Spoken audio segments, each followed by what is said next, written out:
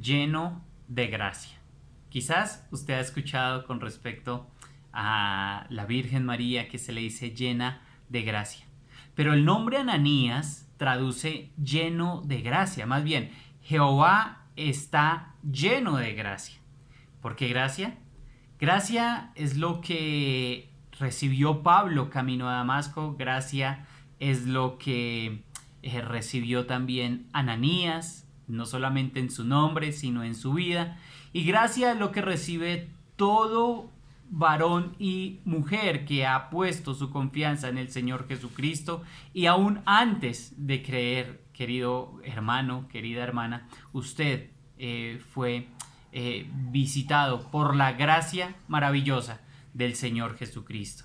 Entonces, mire usted lo que dice acerca de Ananías la Biblia. Abra su Biblia en Hechos capítulo 9 y versículo 10, porque nos va a hablar de una situación que pasa con Ananías también, con Pablo. Allí recordemos que Pablo ha quedado ciego. Pablo está en un tiempo donde no ha ingerido alimento por 3 días y 3 noches. Entonces allí está Pablo por una parte en un lugar y Ananías por otra. Y lo cierto es que nuestro buen Dios habla lo mismo exactamente al uno y al otro. Entonces miremos lo que dice la Biblia en Hechos capítulo 9 y versículo 10. Vamos a ver primero a Ananías. Había entonces en Damasco un discípulo llamado Ananías, a quien el Señor dijo en visión: Ananías. Y él le respondió: heme aquí, heme aquí. Ahí estaba Ananías, dispuesto siempre a escuchar la voz de Dios. Se cree que era uno de los líderes de la iglesia allí en Damasco. Conocía a Saulo, pero sobre todo había escuchado de él su propósito de qué iba a hacer allí. Y esta Ananías se cree que era muy estimado en la ciudad. Era un hombre que observaba fielmente la ley. Él recibe una visión, un diálogo muy sencillo, pero también muy conciso. Él solamente dice: heme aquí en primera instancia. Y lo cierto es que Dios dice lo mismo a Pablo que a Ananías. Y le refiere a Ananías lo que sucedió con Pablo. Entonces observemos el versículo 11 y dice una instrucción que de cierto es la misma que se le da a Pablo en el versículo 6. Tanto en el versículo 6 como en el versículo 11 se le dice: levántate, levántate. Entonces quizá el Señor en esta mañana también te dice a ti: levántate.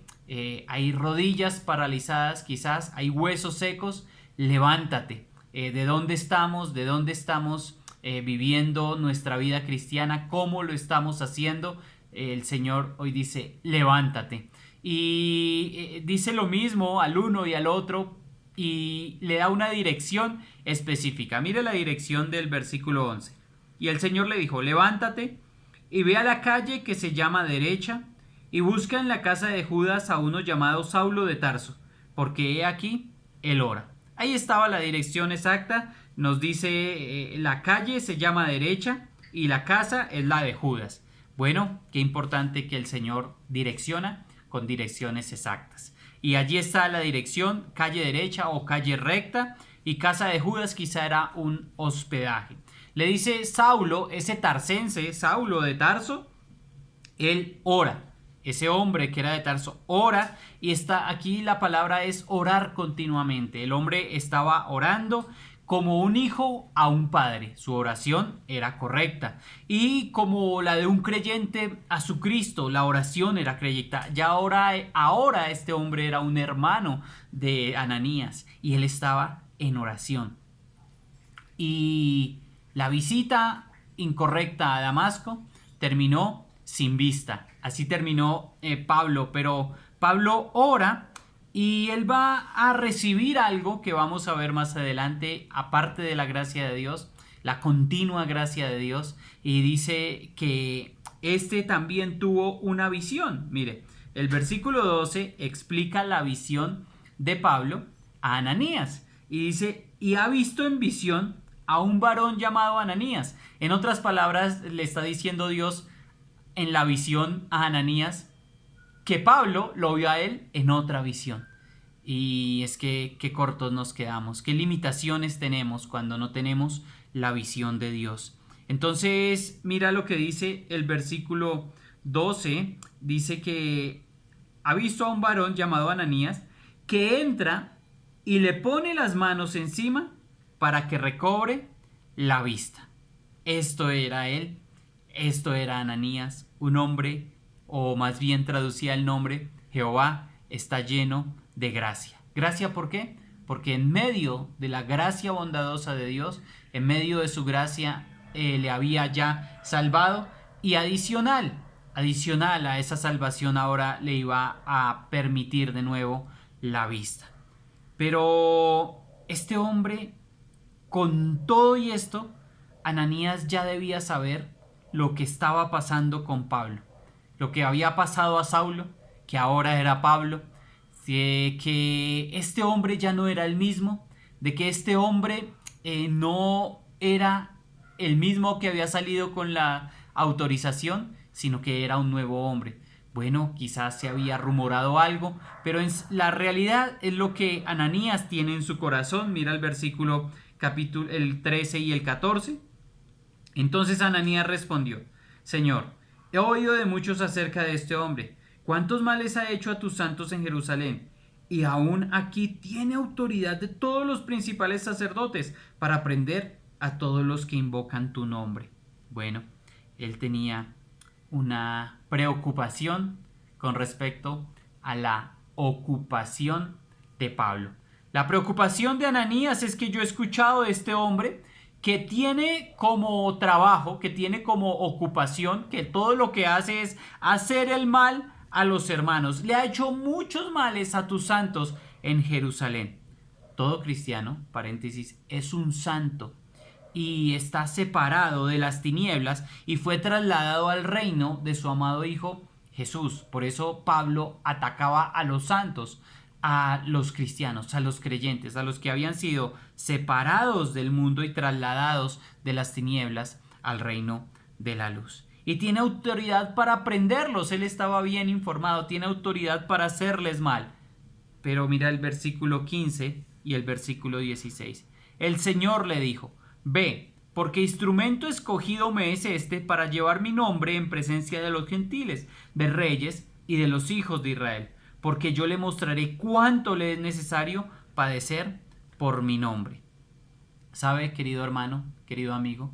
El Señor entiende las dificultades de Ananías, pero también entiende las dificultades suyas. Ananías tenía sus dudas, Ananías tenía sus preocupaciones, Ananías tenía sus sinceras situaciones, porque era algo preocupante saber que venía el asesino, que venía el homicida, que venía la persona perseguidora.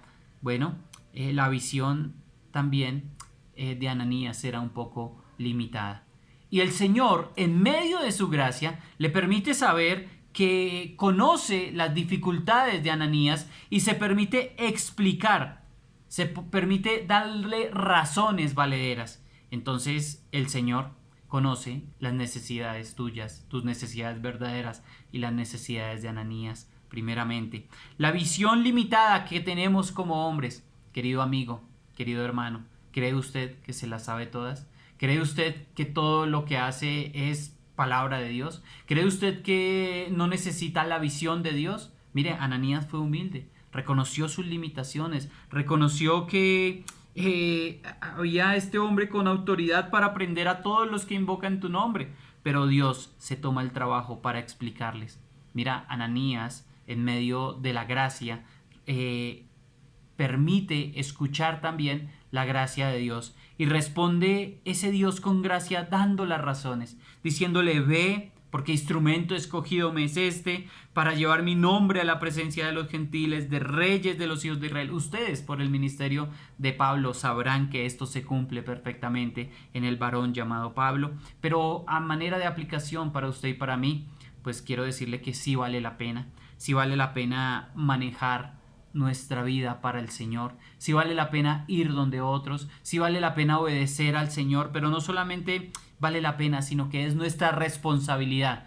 ¿Será que acaso podemos preguntarle a Dios qué hace, preguntarle a Dios cómo pone los fundamentos de la tierra, preguntarle a Dios por qué estos días permite que se mueva tanto la tierra. ¿Será que acaso tú le puedes preguntar? No, es nuestra responsabilidad. No solamente vale la pena ir donde Pablo, sino que también le está diciendo es tu responsabilidad, y le dice de manera que tiene que obedecer, de manera imperativa: ve, ve. Primero le dijo levántate, ahora le dice ve, porque instrumento escogido me es este. Y sí, además de que vale la pena, de que es nuestra responsabilidad, sí debemos ir, porque Él lo vale todo. Y en medio de la gracia vale la pena, y valdría todo, pero toda nuestra vida y todo nuestro ser y todo nuestro esfuerzo, enfocarnos en ir a lo que el Señor nos dice. Y entonces aquí está el versículo 17. Fue entonces Ananías y entró a la casa,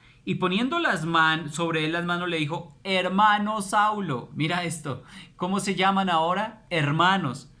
Él reconoce que había un cambio importante en su vida, y reconoce que el enemigo ahora es el hermano, y dice: hermano Saulo, el Señor Jesús, que se te apareció en el camino por donde venías, él mismo me ha enviado para que recibas la vista y seas lleno del Espíritu Santo. Le comunica su propósito, le dice: ahora va a pasar esto con tu vida, y ahora tú que te creías que todo lo tenías y que todo lo sabías, ahora vas a depender de otros, y ahora el Señor Jesucristo es quien va a hacer estos preciosas cosas llenas de gracia. Mira, dice: y al momento le cayeron de los ojos como escamas, y recibió al instante la vista, y levantándose fue bautizado.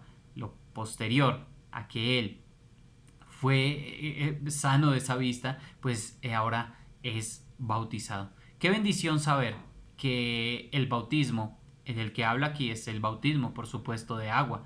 Él ya había sido bautizado por el Espíritu Santo cuando había puesto su fe en la persona del Señor Jesucristo. De lo contrario, no sería el hermano Saulo. Entonces, dice el versículo 19: y habiendo tomado alimento, recobró las fuerzas, y estuvo Saulo por algunos días con los discípulos que estaban en Damasco. Fueron esos días de comunión, fueron esos días donde estaba con él. Pero, querido hermano, recuerde algo sencillo de esta reflexión: el Señor sabe y entiende nuestras dificultades, y así como Ananías de pronto tiene que recibir la visión de Dios, pues hay que reconocer que como hombres tenemos una visión limitada, que necesitamos la visión de la palabra del Señor, y también que el Señor responde con gracia a las cosas que tenemos en medio de las dudas. El Señor responde con gracia, y responde diciéndonos: sí vale la pena, sí es nuestra responsabilidad, y lo valdría todo. Darlo todo por el Señor, querido hermano, es tu decisión. Mis hermanos, un abrazo y bendiciones.